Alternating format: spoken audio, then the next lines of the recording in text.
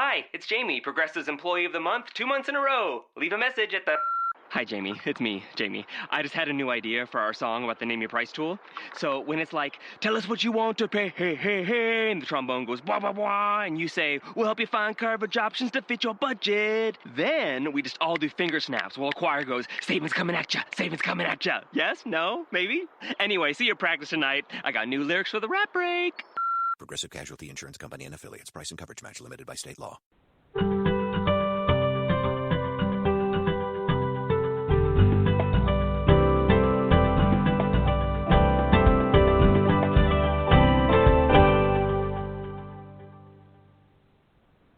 Welcome to Creating a Family. Talk about adoption and infertility. Today we're going to be talking about a subject near and dear to my heart, school issues for kids who struggle. I think that this show will be very meaningful to a lot of you who are in the same boat I have been in. I'm Dawn Davenport. I'm the director of Creating a Family. We are the National Adoption and Infertility Education and Support nonprofit. You can find us online at creatingafamily.org.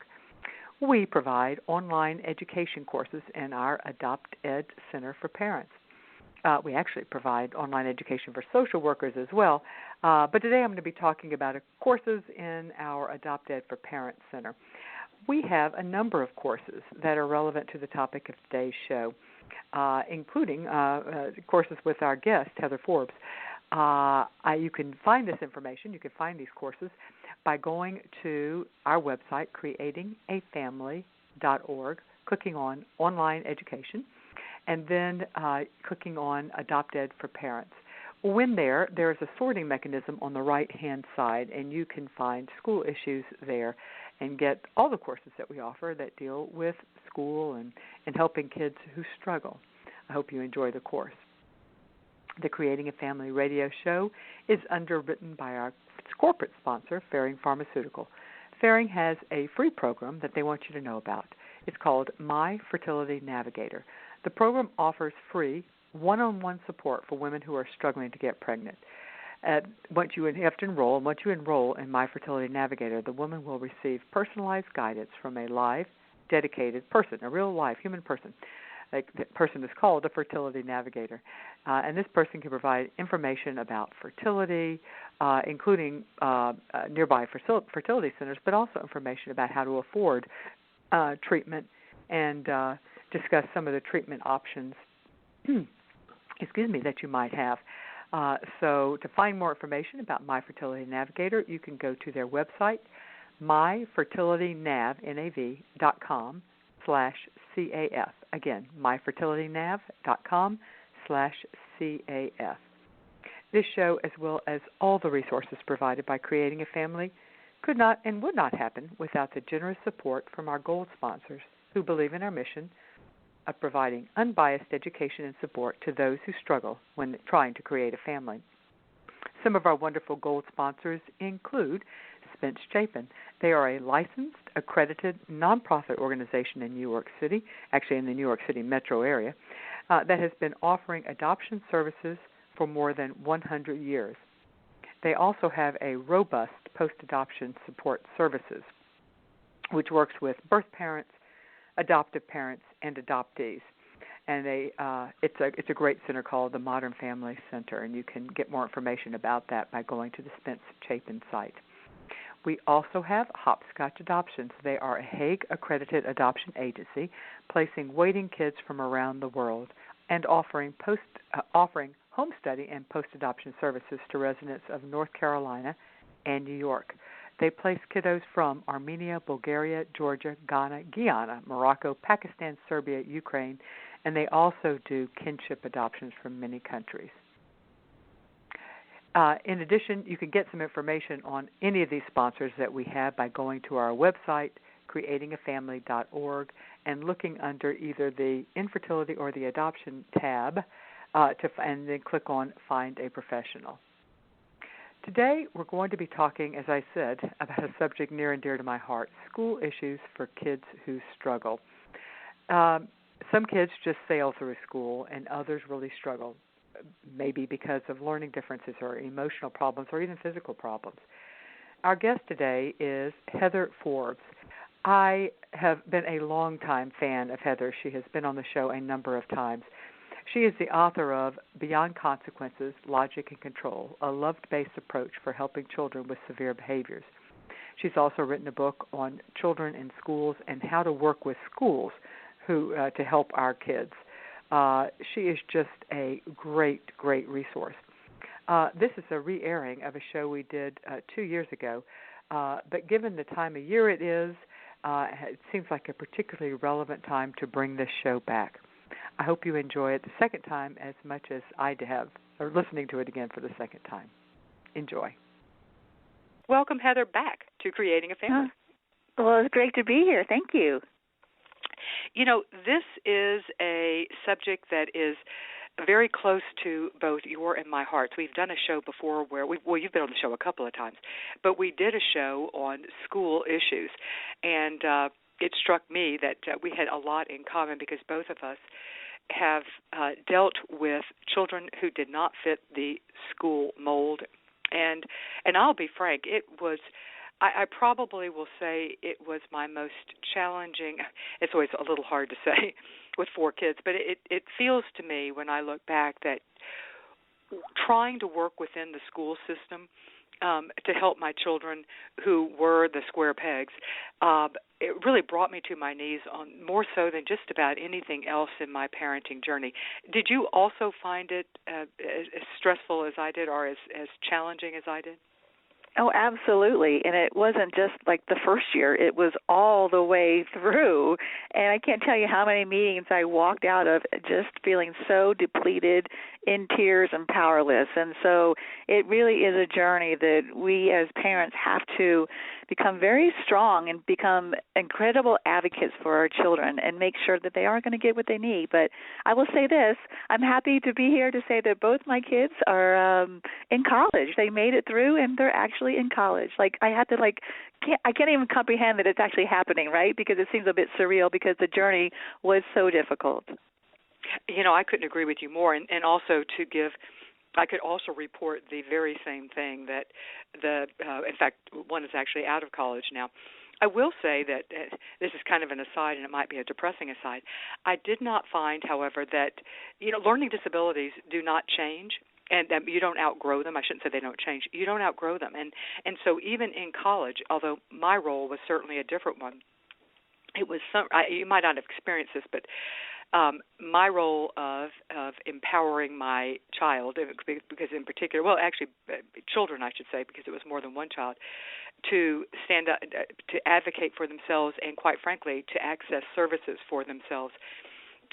It was ongoing, even in college, but in some ways was more complicated because I didn't want to be a hovering parent and wanted to empower them and not be in the midst of it. So anyway. Yeah, no, I hear you. I'm exactly the same. My daughter was actually telling me the other day she has 2 tutors right now on campus, and she's gone out and she has found those tutors because she knows she needs them. So, yes, it is. We advocate for them and give them the modeling of what that looks like so that then that empowers them not to be worried about having to ask for help.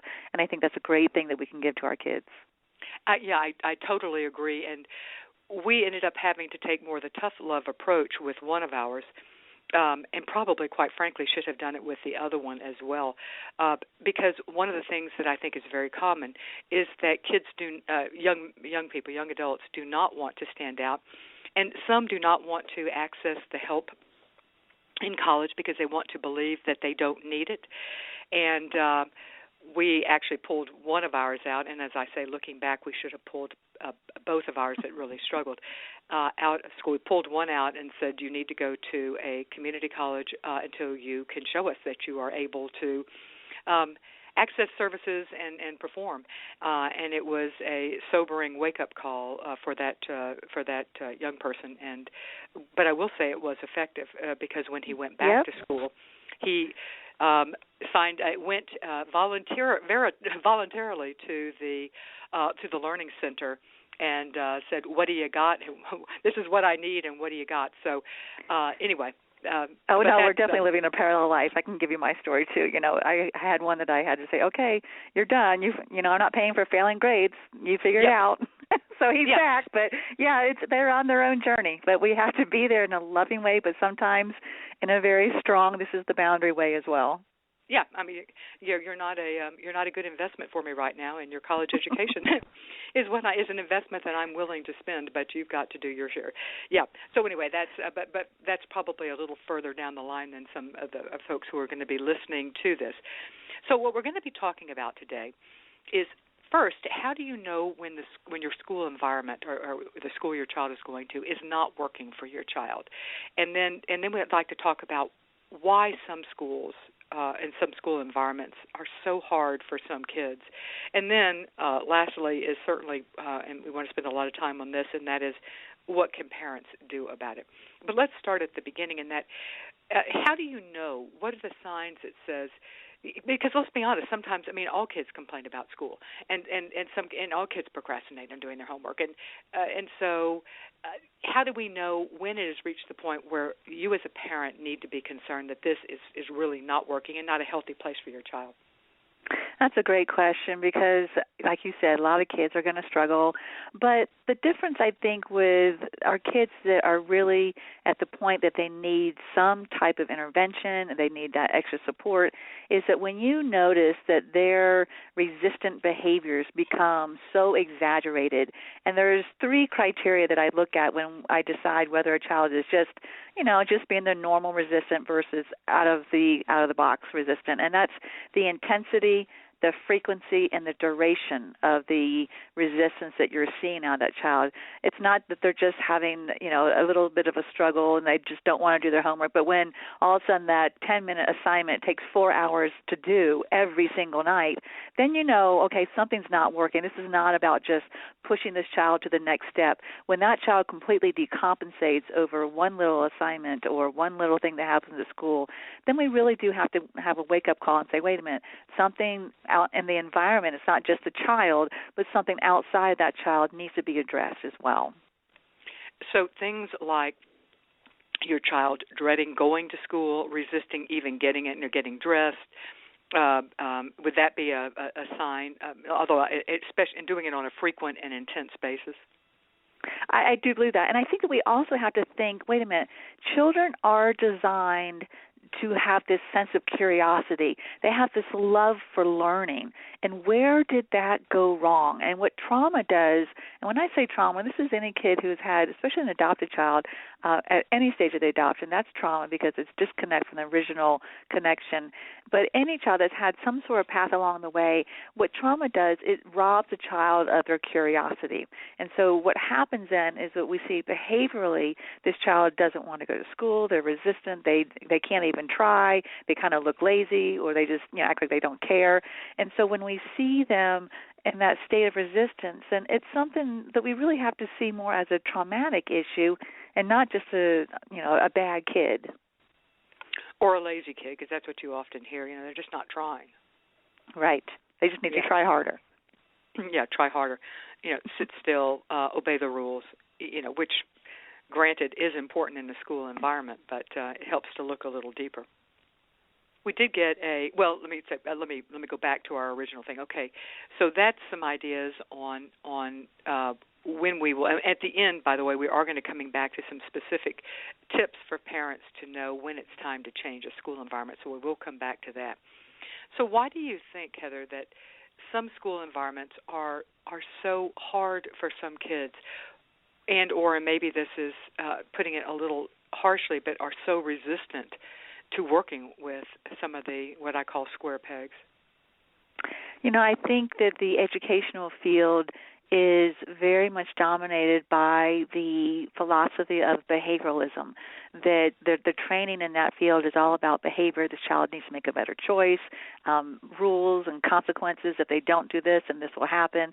And it's just a mindset. It's not a negative thing. It's just that when you put a child in there who I believe is not a behavioral issue, but the child's issues are more regulatory issues, where that child has a high sensitivity to stress, that child doesn't know how to calm down on their own, they don't have a good self-regulatory system, and so you have a child that has regulatory issues, and you place them into an environment that is all about behavior and the perspective from the behavioral side, then you have a mismatch. It's just a mismatch. And I see the collision happening all the time. I think that's what you and I were talking about when we first started as parents ourselves. We saw that happening where we see a child that is unable to be able to perform, but the schools are perceiving it as a child who is unwilling to perform. Yeah. Yeah, and also a child that has learning disabilities. In some ways, some learning disabilities are readily identified. And I used to think, if only I had a kid that really had firm dyslexia, where we could just, it's not really easy, but it is a definable. There's a test that can determine it, and there's people understand it. I was so frustrated because neither of my kids that really struggled had a learning disability that was so easily defined, but I think the school system can do better when they can define things. Yes, and I think that the term invisible disability is a perfect term because it's just not concrete. It's there, but you can't just take a test and say that's what it is. You can't take an X-ray of it like you can a broken bone, but it's just nebulous, something that is going to be there, being present, and looking at it from the behavioral perspective is where the chaos starts happening. Yeah, exactly. All right, let's jump into some of the common questions you get. We actually got a question. It made me smile because when you and I were sharing common questions on this subject that we wanted to talk about, your first one was dovetailed with the first question we also got, and I'll read our question. It came from Leanne. Why does it take hours on end for my child to complete what should be a 10-minute assignment? And I think she didn't say, but I think she said homework assignment is what I think she's assuming. I'm judging it to be a homework assignment. Right. And that one I could probably talk for a whole hour on. So let me see if I can give some just important points on that. First of all, if it's a homework assignment, that child has been in school at least 5 or 6 hours, if not longer, and that child has ridden the bus probably. The child has been out in the playground and the cafeteria, and I'm pointing all these things out because these are highly stimulating environments. And so this child has been under a lot of stress all day, a lot of pressure, and we don't think that a recess is pressure, but it is because that's a social environment, and so many of our kids lack so desperately in their ability to socialize and pick up on social cues. And so an environment like that, once they get home, they are completely depleted. There is nothing else to give. And so we say, well, just get this done and then you can play. Well, they can't even just get that done because they are so empty. And so instead of having the ability to say, oh, I just can't do this, I'm so exhausted, what do we see? Well, resistance. I'm not going to do that. I hate this. This is stupid. You suck, blah, blah, blah. And we get nothing but incredibly intense behaviors out of it. So that's one thing, that they're just completely depleted. I believe what I call that really is that they are at their breaking point. Their window of stress tolerance is completely gone, and they're ready to blow, and that's what we see. The other piece is that even if you have a child that maybe you try a homework assignment on the weekend, right, and you're saying, well, let's not do it during the week. Let's do it when they're refreshed and they're ready to go, and you still get the same behavior. What I see out of our kids is that they have a very low sense of self. Their belief system is very negative because they've been through an experience in early childhood, typically our kids have, that has been filled with rejection and abandonment, which, by the way, is just adoption. I'm not negative on adoption, but I'm always looking at it from the child's perspective, is that they have this sense that they're not okay, that they're not smart, they're not worthy, they're not lovable, and they're just not worthy even to be on this planet. And I know that sounds like I'm exaggerating, but I can't tell you how many kids in my private practice have been able to explain at 5 years old, I don't deserve to be on this planet. So we start there, and then when you have a child then that has a piece of homework assignment, what I believe is that we are triggering that child's belief system. And so let's say the child has this math sheet, and there's problems on that, which he is perfectly capable of doing, but the child says, no, I believe that I'm stupid. But see, the child doesn't want to believe that they're stupid. And so that math sheet then, is sitting in front of them, and it's going to be proof that they are stupid, because if they get something wrong, their interpretation is, well, see, I am stupid. And so the child says, well, I don't want to feel stupid, so I'm not going to do it. And they will fight you tooth and nail 4 or 5 hours until midnight, and they will not finish that assignment, no matter what you do, no matter how nice you are, no matter how many positive reinforcements you give. But the risk of feeling stupid is greater than anything else in this world. And so let me relate it to us. If I, Dawn, gave you a piece of paper and I said, here, I want you to do this assignment. Oh, and by the way, it's going to make you feel really stupid. I mean, would you want to do it? No. No. I would not. And so those are the two main pieces that I see when these resistant behaviors go so far beyond anything we've ever seen before. Does that make sense? It does, but nonetheless, the homework assignment exists, and if our kid is going to pass third grade, they need to do the homework assignment. So what's a parent to do? What does work? It could, because you're right. Oftentimes, setting up a positive reinforcement system doesn't work. Setting up a negative reinforcement system. The positive being, we're going to go to the park as soon as you get finished, or you can, pull out. You can play on your iPad. You get your screen time as soon as you're finished. The negative being, you're not having dinner until you finish your assignment. The rest of us are going to go to the park, and you will be staying here. That type of thing. Mm-hmm. If neither of those works, what's a parent to do? And that's why we have to put the homework aside for the moment. Now, I am all about education, and I love learning. I think we need to get our kids, back in the academic arena. But the only way to do that is to get down to the root of the real issue. The issue isn't about academics. The issue is about that child's heart, that child's feeling that they aren't okay. And so this is going to be the hardest thing I ask parents to do. And I will tell you, it was one of the hardest things I had to do as well, is to say, you know what, right now we're not going to worry about academics. That will come later. What I need to do as a parent is to get my child back into a place of safety, meaning emotional safety. I need to get this child back into a place that they know that they are worthy. And so just practicality, what does that look like? Let's say the mom, dad sits down with the child and says, hey, Billy, okay, we just have this little assignment. Just get this done. We'll be all right. And the child goes, I'm not doing that. I hate that. I'm stupid. And the parent typically will say, oh, Billy, no, sweetheart, you're not stupid. You're really smart. I know you can do this. And that's all fine and well, but Billy can't hear that, because what the parent has done now, the parent has now been in contrast and conflict of what the child's belief system is. And our kids, they will fight us tooth and nail. If we're saying, no, you're smart, and they feel, no, I'm stupid, they're going to put their heels in the ground and say, I am stupid, and you can't tell me I'm smart, and blah, blah, blah. And they will create conflict out of something just as simple as that. And so what we have to do is step away and just say, you know what, I don't mean like physically step away, but step away from that perspective. And so the parent then sits down and let's say the child says, no, I'm stupid, I can't do this. And the parent needs to just get into Billy's shoes and go, Billy, I had no idea you felt stupid. Tell me more. And I mean really from the deepest place in your heart, to feel what it is to be an 8-year-old child that feels stupid, and sit there and say, Billy, when did you decide that you were stupid? And go into this conversation with this sense of curiosity to say, let me explore this. Don't try to go and fix it. Don't try to make this child feel better. That's not going to work. We've all tried that.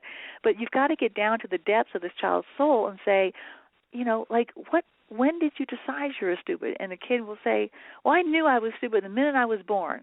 And say, well, what was it that gave you the clue to that? And you just kind of go into this conversation without any expectations, with this completely open heart. And I tell you what that is able to do for our kids.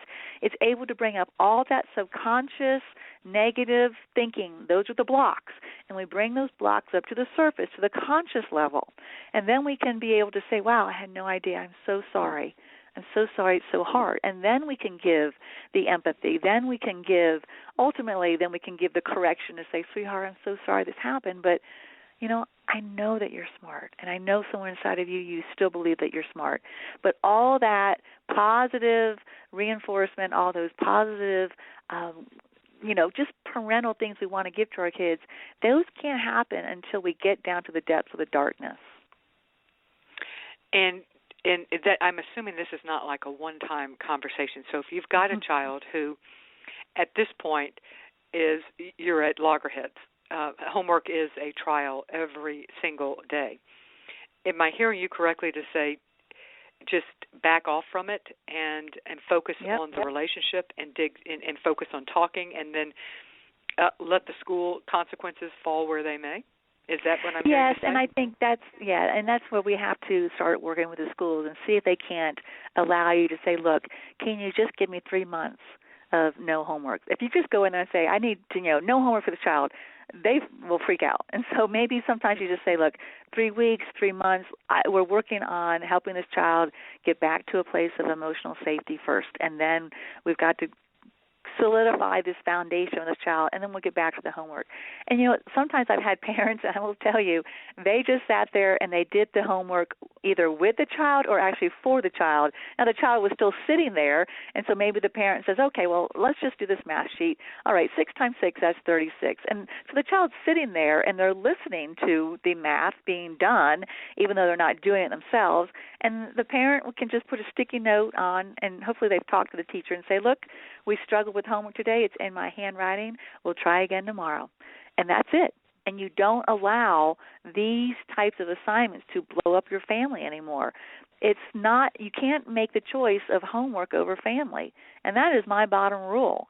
And again, this is hard for me to say, and I'll tell you because my own blueprint, I come from a family of educators. I have a twin sister who is a teacher. I have a brother who used to be an attorney and went back to teaching. My mother was on the school board. Like, it is ingrained in my cells to be all about education. And I'm sitting here today telling you, let it go. Let it go for now, and then we can come back to it.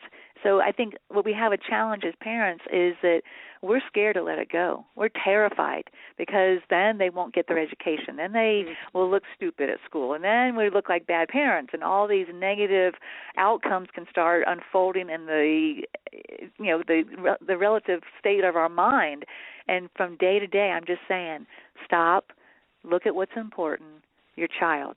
Pick your child, pick relationship over homework, and I promise you, and I can say this from my own family and from thousands of families I've worked with, it will come back online when they are ready. And I think it does help to say, what I hear you saying is to analyze, what am I afraid of? Why is this such an important point to me that my child completes this math assignment or any of the homework? And I think you're right. Yep. You've identified its fear. It's fear of my kid is not going to graduate. My kid will be living in my basement for the rest of my life. My kid is not going to ever be able to support themselves. My kid is and then some of the ones we really don't want to admit. I will look like a bad parent because I haven't made my kid do their homework. I will be looking like a lazy parent. The teacher will dislike me or dislike my child. So any of those things could really be a factor as to why it's so important to us.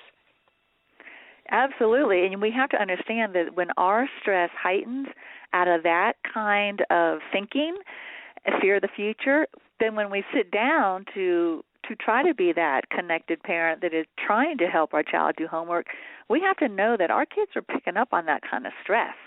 I mean, they're already stressed out themselves, and because our children are so hypervigilant about the people around them, especially us as their parents, they know us, and so they're going to feel that kind of stress. We're adding into that negativity. Now, I don't want that to come off to blame us, that, it's our fault or anything.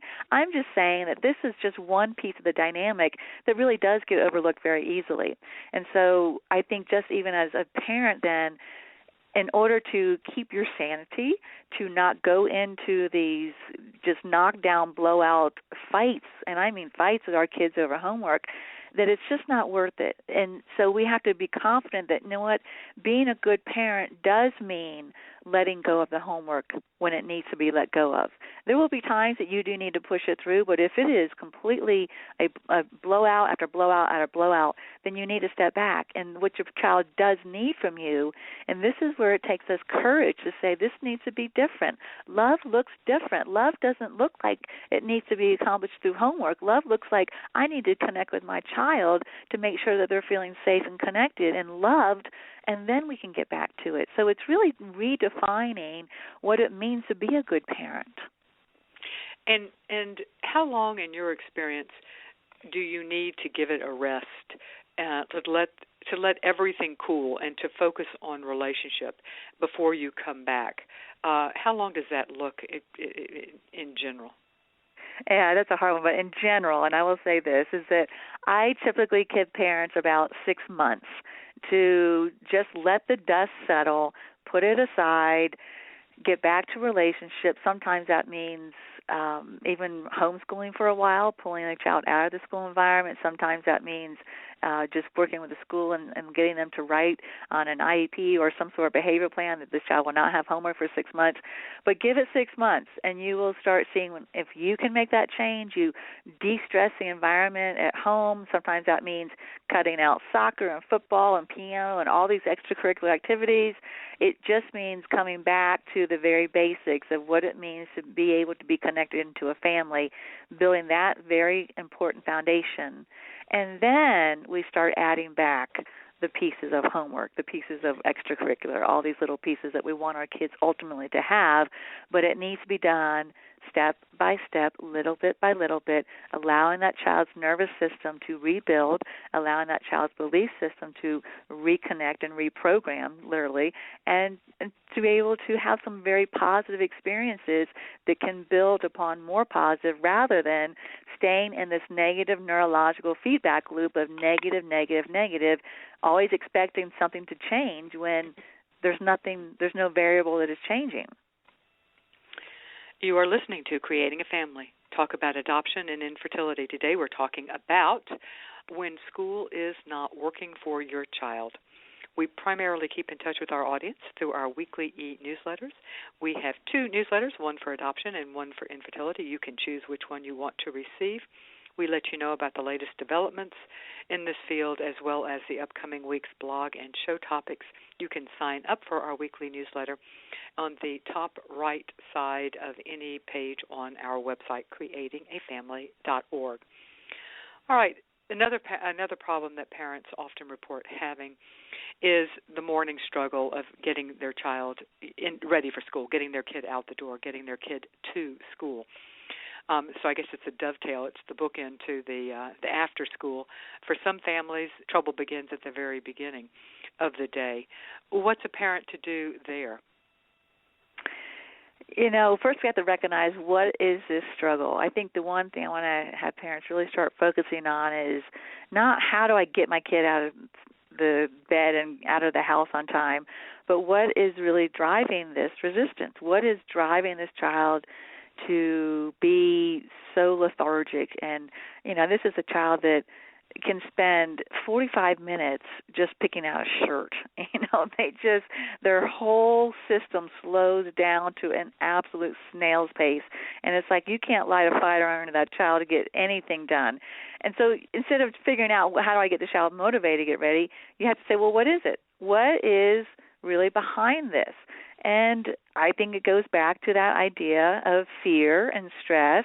And this child knows that they are facing 6 hours of the day away from the parents in an environment that is very stressful. We forget really how stressful school can be. And again, it's not a bad thing about school. It's just our kids have a hard time handling social situations and academic situations, so school is very stressful. And so this child is facing a day of feeling like a failure and having to expend all this energy. Well, that makes perfect sense to me. It's why this child wouldn't want to get out of bed and get dressed. Again, relate that to yourselves. If any one of us know that we're getting up to face a day with maybe a meeting with our boss or a really hard conflict between some colleagues, you're not jumping out of bed and ready for the day. You're doing everything to say, can I just sleep in 5 more minutes? And so just relate to your kids to start. And then what I want to do as far as what to do to help that child is that you want to start helping that child get regulated, meaning you want to help that child wake up in a very calm manner instead of getting our kids independent and using their alarm. I want our parents actually going in and waking up their kids and saying, hey, welcome to the day. And just spend 10 minutes with that child. Rub their back. Just, if they'll let you, lay down, cuddle with them, whatever's appropriate, what age they are. But just spend 10 minutes with them, helping them just to sort of wake up and face this really heavy day that they are looking into. And then, you know what? I want you to also think about what you can do to help this child get ready. Now, this is going to go in direct conflict to everything that we have been taught as parents, that our kids need to get up and be independent and brush their teeth and come down for breakfast and all these things. They've got to learn to do this on their own. Developmentally, our kids are a little bit behind for the most part. And when our kids get stressed out, they're very much going to decrease their development. They're going to go backwards. And so you might have a 10-year-old that is doing this, but in the morning, when they're so stressed out, they're going to revert right back to being like a 5-year-old. And I think all of us can relate to that. You've seen your 10-year-old, your 15-year-old have a tantrum like a 2-year-old. And so when kids get stressed out, they regress. And so to help our kids, I want you to maybe offer to help get them dressed, to pick out their clothes for them, and to say, listen, I'm going to be here with you as you move through all your routine this morning. I'm just here to support you. And now I can feel some of the resistance in the audience here that's listening, because it's like, no, they're 10 years old. They should be able to do this on their own. And I get that. But it's not about spoiling them. It's not about babying them. You have kids who need extra support around them until they can learn to do it themselves. The alternative is what? Is to fight, is to struggle, and to stay in the same pattern. Now, listen, I promise you, your kid's not going to be 20 years old and you're still getting them dressed. I mean, I know that sounds silly, but it is sort of one of our fears. And so allow yourself to just be there in supportive mode. Again, 6 months of this. And then ultimately you will have to say, okay, honey, it's your turn to get up and get dressed. I'll see you downstairs. Mm-hmm. So simplify their routine, help them with their routine, treat them at a younger developmental level. Am I summarizing well what you're saying? Perfect summarization. Okay, so that can tackle some of the getting them out of the bed in the morning. And, let me add to that. Go ahead. And I can just add to that. And be empathetic. Don't try to fix it. Go in there and say, honey, I know it's a hard day. And what do we usually say? We say, oh, no, I know it's hard, but you can do it. I know you're strong. Don't even go there yet. Just say, honey, I know this is a really hard day. What's going to be the hardest thing of the day? Talk about the negative. Talk about what's bugging them and be empathetic to it, again, rather than just fixing it. Yeah. Let's talk a little about testing and IEPs, individualized education plans for the uninitiated into the lingo of learning differences in schools. One of the first choices parents have to make is whether or not to. The first choice is they know their child is struggling. They don't know why. Is should they get their child tested within the school system or independently outside the school system? And then schools won't automatically do that. If you decide you want it to be done in the school system, how do you get if the teacher is not recommending it, how do you get your child tested? So let's start with the first issue, which is what are the pros and cons to having learning disability testing done within the school system versus independently outside? Right. Well, the first one obviously is the expense because, if the school is going to pay for it, great. The problem I see with that, however, is that, again, I think that our schools are very much trained in a behavioral model, and so they don't look at the issues going on with our kids through a trauma lens. And a child that has had trauma can easily look like, I'm just going to take, for example, a child with ADHD or appears to have ADHD. A lot of the kids I work with will have all the behavioral symptoms of your standardized ADHD child. But it's not ADHD. It's really anxiety. It's a huge level of anxiety going on underneath it all. And so they get misdiagnosed very easily. And whether it's, a disorder like that, mental health disorder or learning disability or anything else, I think that the problem is we don't have enough in our public school system of training to recognize what trauma looks like, the manifestation of trauma, versus what we've always seen in the past. So that's probably the biggest thing that I have seen. And so if you do end up getting and hiring someone to do it privately, independently, be sure that you check with this person and ask them their background of understanding trauma, what early childhood trauma does to the child's nervous system, to the child's wiring of the brain. We have to look at the child's processing, the child's ability at the neurological level to be able to understand language.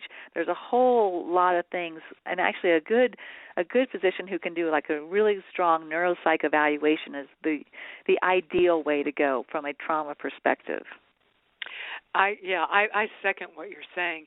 One of the things that we face within school, there's a couple of issues within school testing, it seems to me. One, once the testing is done, it becomes a part of your child's permanent record, and if you disagree with it, if you feel like they've missed something or they've misdiagnosed, and well, I'll use your example of ADHD versus not looking deeper and seeing that perhaps doesn't fit all the patterns for that.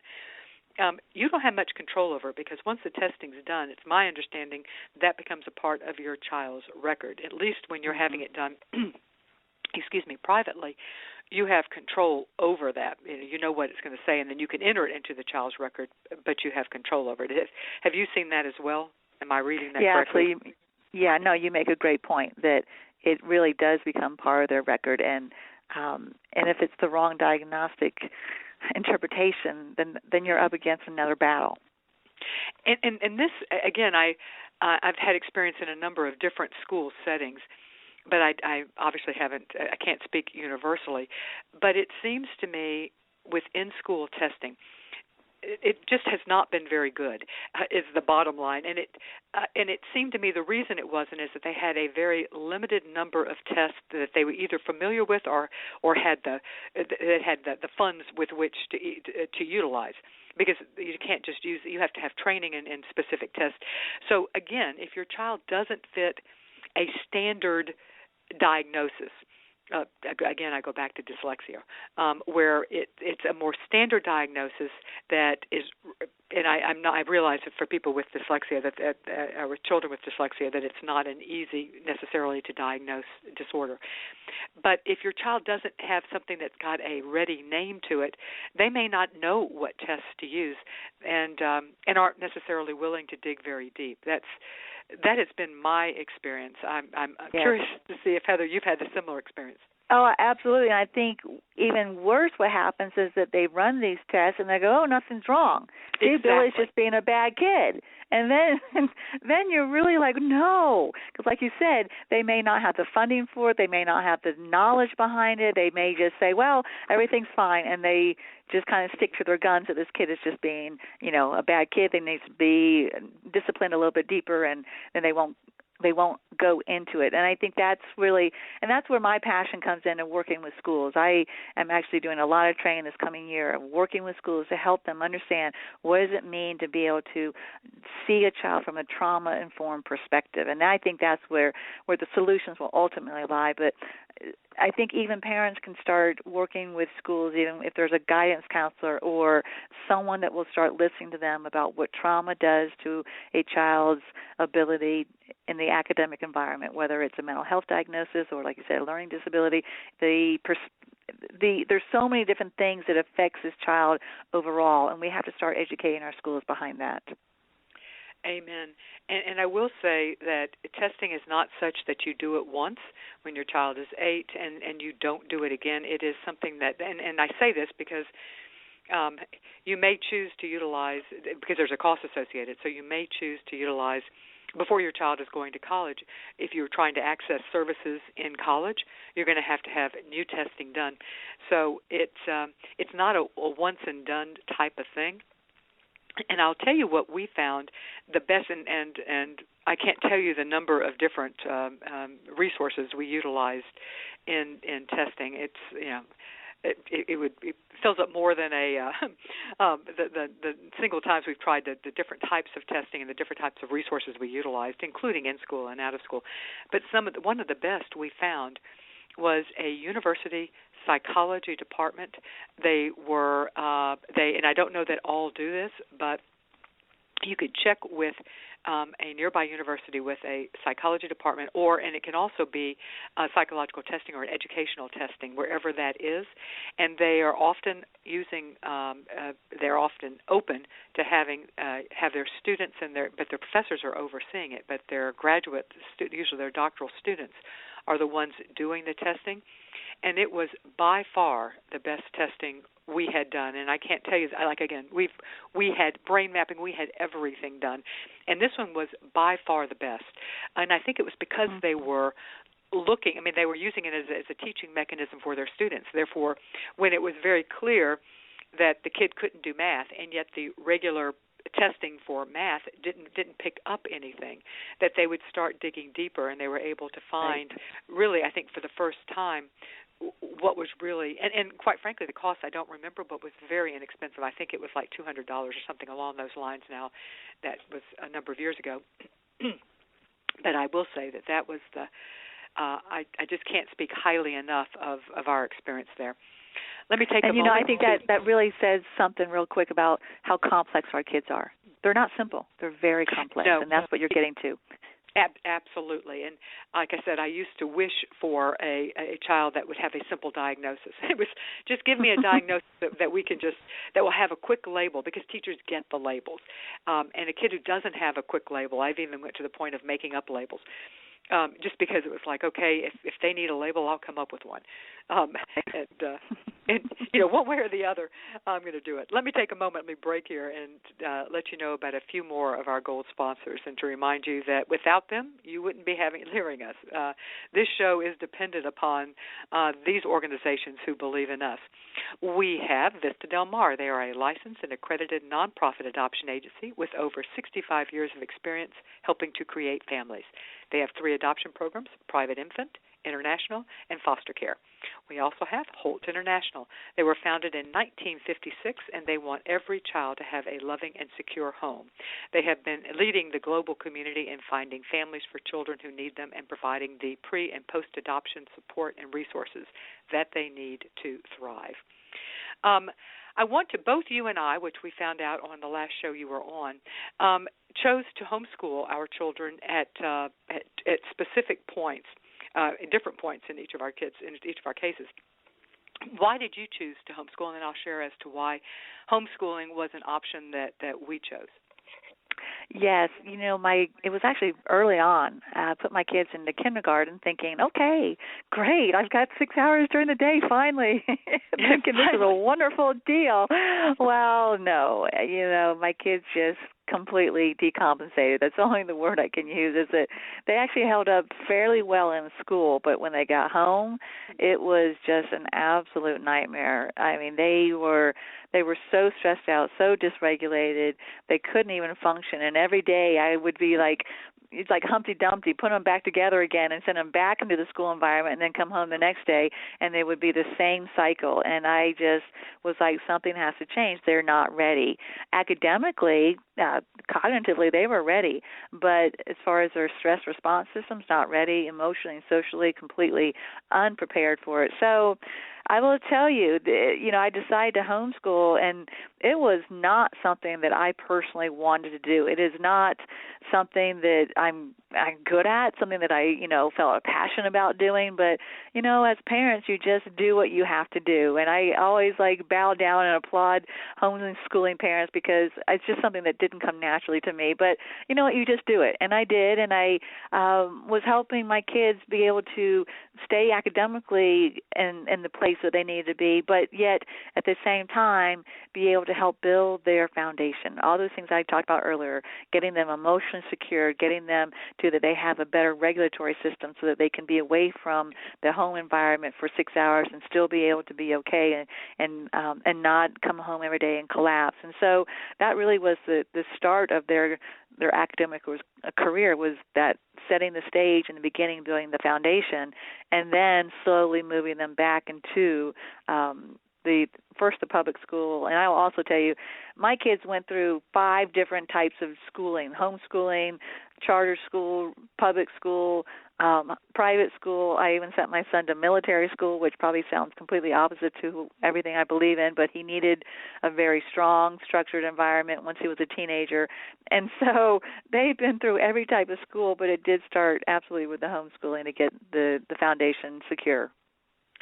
And I'll share for us, I looked originally, I think we told ourselves we were doing it because he was falling behind educationally, and we were concerned that he wasn't going to then get it. The school was like, yeah, he'll catch up next year. And we were thinking, right. No, he won't catch up next year.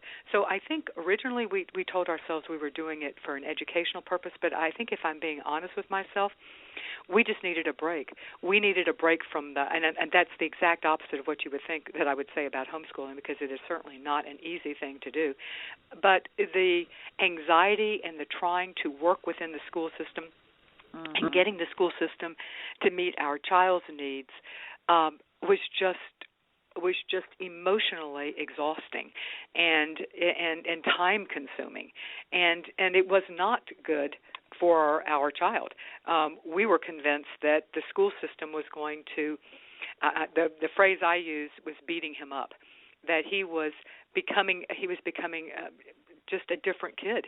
He was dreading, he felt stupid for all those reasons. But really it was, we just needed time to, all of us, heal from what I feel like the school system was doing to us, and time to kind of catch a breath. And it's interesting because both you and I both ultimately wanted to get our kids back into a different type of school setting. There are other people who are choosing and do choose to homeschool throughout, and for them, they don't have the desire necessarily to get their kids back into a school system because they're committed to doing this through their child's full education. But I felt like for our son that it was better for him ultimately if we could get him ready and back in, and that's ultimately what we did, but not until his 8th grade year that we eventually transitioned him completely. And even then, we homeschooled certain classes through high school, just because the ones that we knew he was going to be struggling with. One of the questions that is often asked, though, if you decide that, okay, homeschooling for either permanently or for a period of time, is in the best interest of this child, and this may be outside the scope of this show, but one of the challenges is, how do you fit this into a very busy life, and especially how do you fit this in if you're working outside the home? Yeah, and I think that we, again, have to sort of redefine what does education look like. One of the things about our kids and the way that they operate is most of our kids in general are very rigid in their thinking. They're very black and white. And so sitting down and just doing a worksheet isn't going to work for them. They need experiential knowledge. They need to be able to see it, to feel it, to touch it, and that's how they comprehend it. And that's actually a good thing, because when you're in a busy lifestyle, you can start teaching anywhere. It's not about sitting down at a dining room table and teaching. Okay, now's the time to teach. This teaching idea and the homeschooling idea, I think we have to be very flexible and go, you know what, I need to run to the grocery store. All right, I'm going to start teaching fractions. Well, this is a quart of milk. This is a gallon of milk. There are 4 quarts of these will fit in this gallon of milk. And so so it might take you twice as long to get to the grocery store, but in the grocery store you've taught fractions. And so we really do have to be able to say, look, this learning can happen all the time. And in fact, many of us know as parents that the car is a wonderful time to start actually talking to your kids and teaching them, because they think that you're driving, and so they don't feel as threatened, like in the sense that you're not sitting down one-on-one expecting them to perform. They actually are a little bit more relaxed sometimes in the car, and they can start rehearsing their spelling words and doing things that normally you would think they would have to sit down with a piece of paper and go through on the just sitting down at their table sitting still. So open up, I think, our understanding what learning looks like and how we can actually teach in everyday life is one of the things our kids really will excel in, and they won't feel like they are having to learn and having to perform. It just becomes part of just the family culture. And and something else we share in common is that we also we approached our local school system as a buffet where we would. And it changed oftentimes. We'd go 1 year and then we'd think this is not working, so we would try the charter school, and we would stay there for a while. And we did not have a good private school option, but if we did, there is no question that we would have utilized that as well. So we also had our kids go to a number of. We had 4 kids in 4 different schools on more than 1 year for certain, and absolutely, and we just accepted that that's how it's going to have to be. I would like to talk some now about tips for knowing when it's time to change your child's school environment. You've got your kid in a school, and you're thinking, do I need to homeschool? Do I need to move my kid to a Montessori-based school? Do I need to move my kid to the charter school? What do I need to do? What are some ways? What are the tips that you know that it's time that you need to do something? I think that really comes from us doing some self-reflection, and this may sound like it's not an exact answer, but I think it is. If you as a parent absolutely dread picking your kid up from school, you hate getting them out of bed in the morning because you know it's going to be a fight, you hate going to that school meeting, you know what? The fight's over. You really have to check in with yourself and say, is this really working? What is my gut telling me? And, when you said that you guys homeschooled because you just needed a break, that was the point, that you were absolutely right. This isn't working for our family. And I think we have to hold that balance of when do I just need to push my child versus when is this absolutely destroying my family. And I use that word very purposely because this is really what can happen, and we aren't flexible enough because we come from this blueprint that says, oh, you must get up, you must go to school, and you follow this same alignment. No. Trauma puts us in a whole new perspective where we have to say, we're going to do this differently. We're going to be non-conventional, non-traditional. And by the way, our conventions and our traditions, they were designed around kids who didn't have trauma.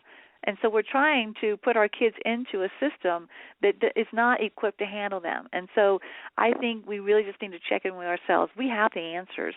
It may not be the answer we want. Like I said, it's like, I'm not going to homeschool, but I knew that was what it was needed. So just check in and very honestly, objectively with yourself and say, is this really working?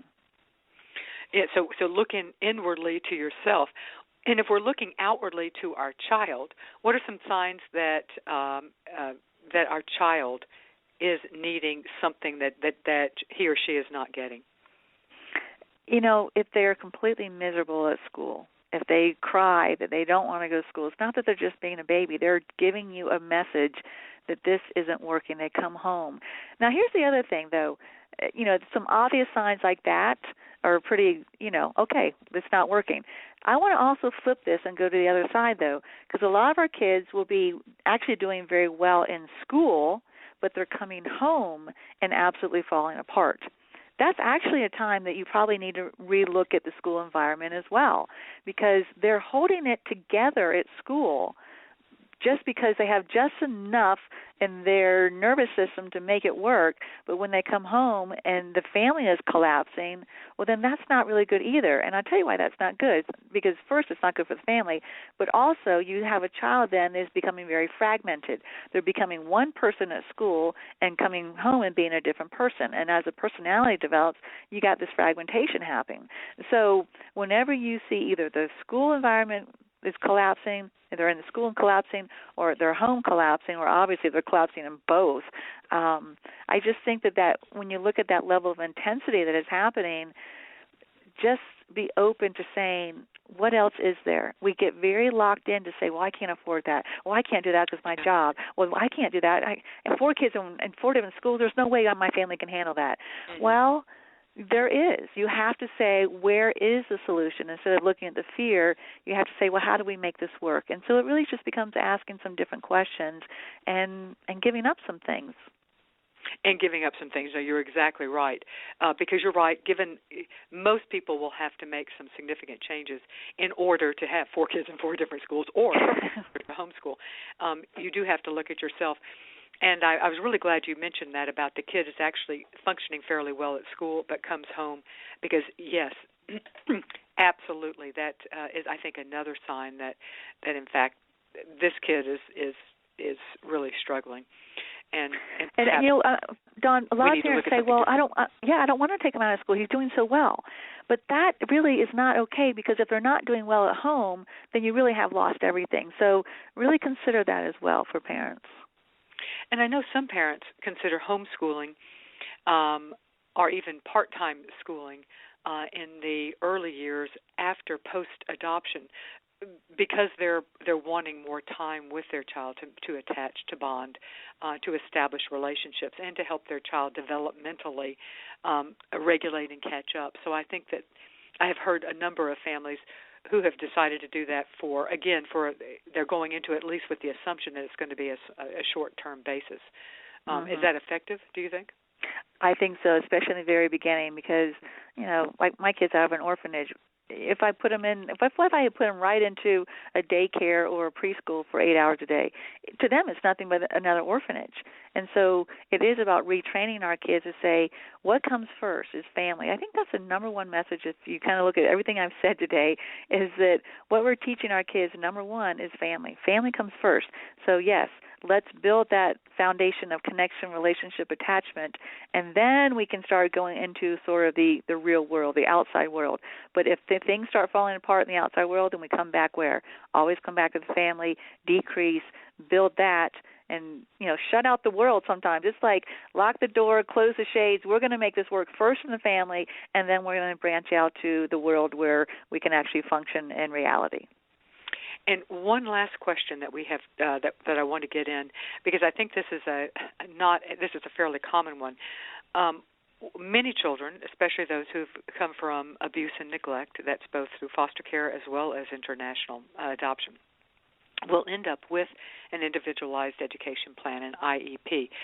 But the IEP is not focusing on it tends to be more behavior based rather than developmental based or relationship based. And how do you get the school to or have you had success getting the school to adapt the IEP to reflect some of the more relationship based approaches that might be more appropriate from children who've experienced trauma? Yes, I have had success with that. It does helping.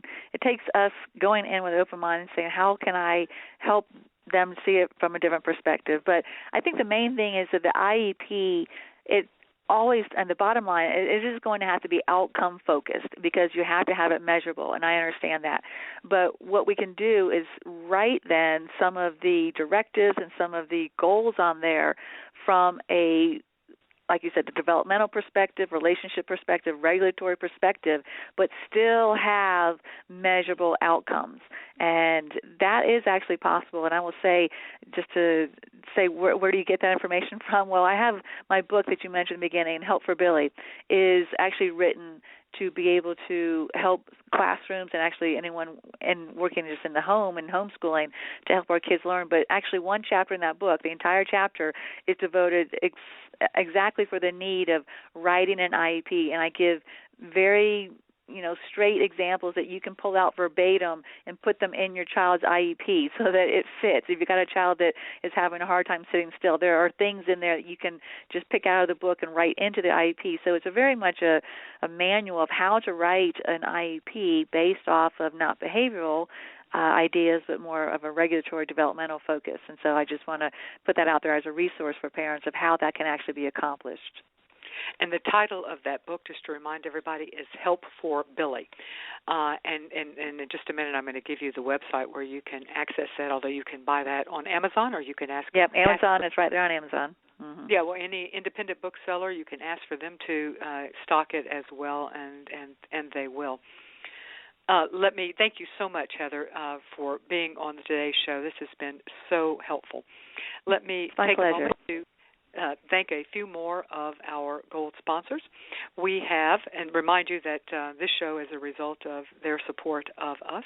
We have Children's Connection, Inc. They are an adoption agency with offices throughout Texas, providing domestic infant adoption, embryo donation adoption, home studies, and post-adoption support to families throughout the United States. We also have Nightlight Christian Adoptions. They have been providing adoption services for more than 50 years with offices in California, Colorado, South Carolina, and Kentucky. Again, if you have enjoyed this show, please do us a favor and give us a rating on iTunes. It truly only takes a moment, and it is how others are able to find out about us and this show, and we would really very much appreciate that. Then if you want to participate in a discussion of this show tomorrow, I'm going to be blogging on one of the topics of today's show, and you can participate in the comments or on the social media where we'll be posting it, and we would love to have your information. Thank you again so much, Heather, for being on the show today. To get more information about her and for her book, Help for Billy, you can go to her website, which is help-for-billy.com, and she's got resources there, but I really recommend that you buy the book. If you have a square peg that you're trying to educate and get through the school system, it is just a great resource for you to utilize. Thank you so much for listening to us today, and I will see you next week. Hi, it's Jamie, Progressive's Employee of the Month, 2 months in a row. Leave a message at the... Hi, Jamie. It's me, Jamie. I just had a new idea for our song about the Name Your Price tool. So when it's like, tell us what you want to pay, hey, hey, hey, and the trombone goes, blah, blah, blah, and you say, we'll help you find coverage options to fit your budget. Then we just all do finger snaps while a choir goes, savings coming at ya, savings coming at ya. Yes? No? Maybe? Anyway, see you practice tonight. I got new lyrics for the rap break. Progressive Casualty Insurance Company and Affiliates. Price and coverage match limited by state law. And now, an ad from Dad. All right, save money on car insurance when you bundle home and auto with Progressive. Can I take these off? All right. What is this? This looks good. Wow, that's well made. Where did you get this? I'm talking to you with the hair. Yeah, where did you get this? It's good stuff.